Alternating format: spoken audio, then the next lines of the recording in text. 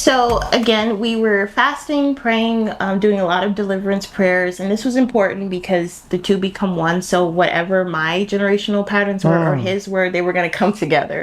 So we wanted to make sure that we had set up our union for success early on. So that's was a important. Good, yeah, that was a good.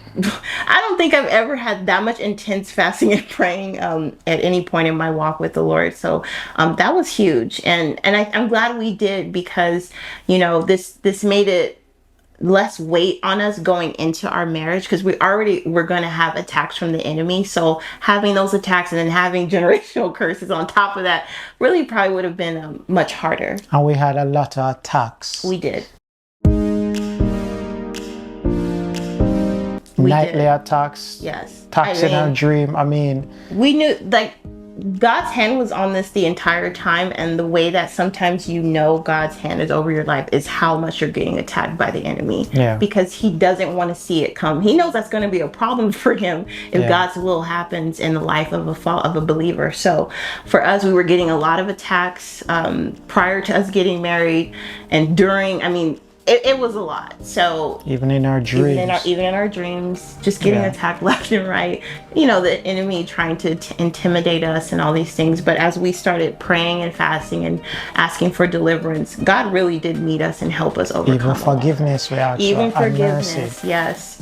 Praying for sins that maybe our people in our bloodline did not repent of. Just making sure we were covering our bases before we came together as one.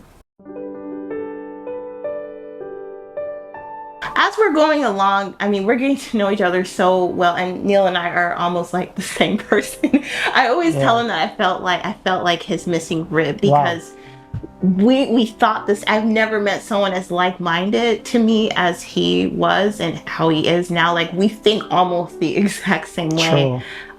From everything, politics, religion, faith, relationships, business, education. And if you know me, they call me weird. I'm like crazy. Exactly. My thinking, people are like, why are you thinking that way? Yeah. So the fact that we could find someone in each other that complemented, that's the word I love to use. Yeah. It's like whatever I say, she would complete, or when she says something, I was like, that's how I think as well. I'm like, no, stop it. Yeah, that's we had a lot of those stop it, you're lying, you're just making that up. You're just saying it because I said it. Yeah, we were very, very like-minded. As we're getting through this portion of it, I remember Neil said, I want to see you before, I think it was around... Before February. Before February. She had said March. I'm like, no. Yeah. That's too long. Yeah, he was like, March? You want me to wait till March? And I'm like, okay. I don't know. And that was part of the stretching of my faith because he was literally pushing my faith where he's like, no, I want to see you by before February. And I was like, okay, well, God's gonna have to get it done some way. And sure enough, he did. I managed to get out here. Last of January. It was the last day of January, the 31st. So that's I did say to her, I wanted it to be in January. She was like, January? Yeah. So yes. I know, because it felt so close. I'm like, I didn't have enough time, and I was thinking about funds and all this stuff, but God worked it out. And and then I came out here, and I think for us, that was our confirming moment. From the first time I saw him, I knew right away. It was just all confirmed. It's the internet, the online stuff wasn't just our feelings and our emotions. I think when we finally came together, we knew this was real. Yeah, that's true. Yeah. So we had a good time. And sure enough, when I flew back home, things started to speed up.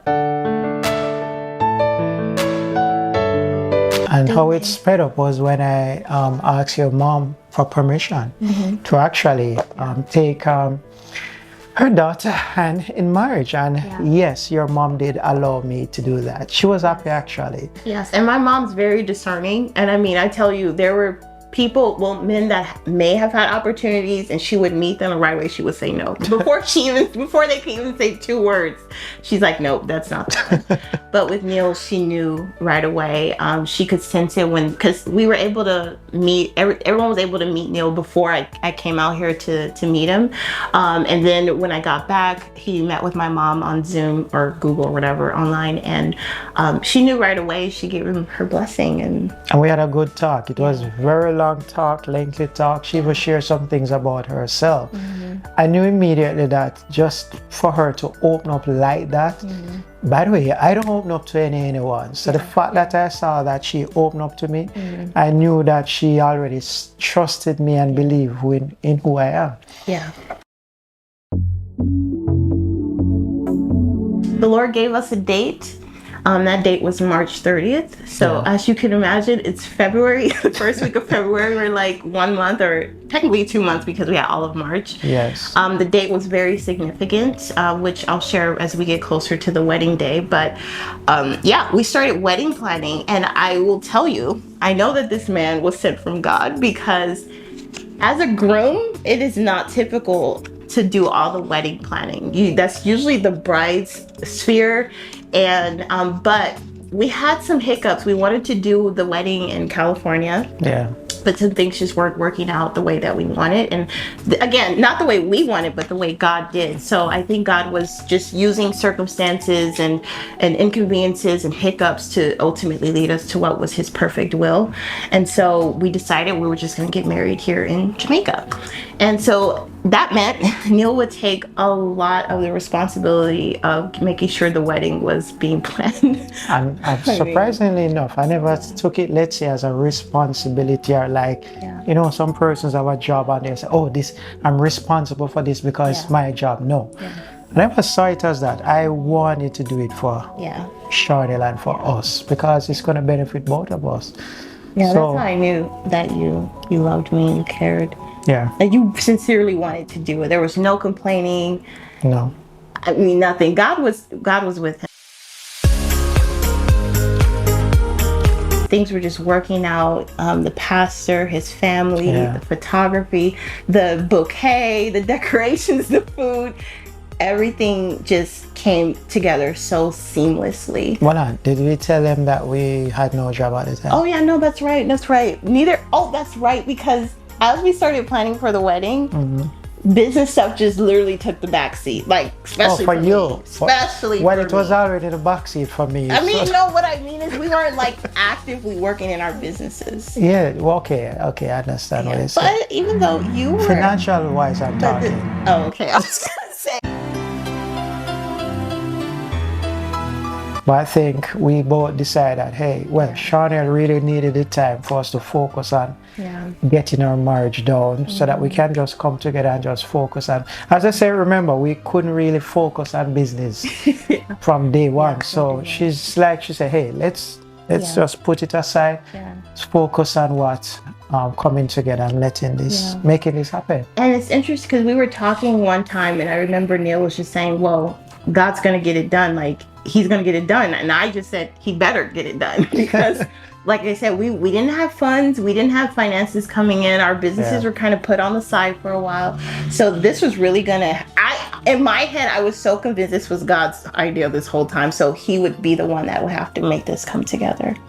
Yeah, and he did do that, because even on the wedding day itself, not to skip what happened before that, but when we share that with persons and ask them to look around and see what was here and all the things that was happening, we said, hey, we didn't have a job, but we challenged God and said, if it's your will, just make it happen. And he did. And that's the amazing thing. But before we go to the wedding day, can you tell us what happened that is now was the final confirmation that the enemy didn't want this to happen?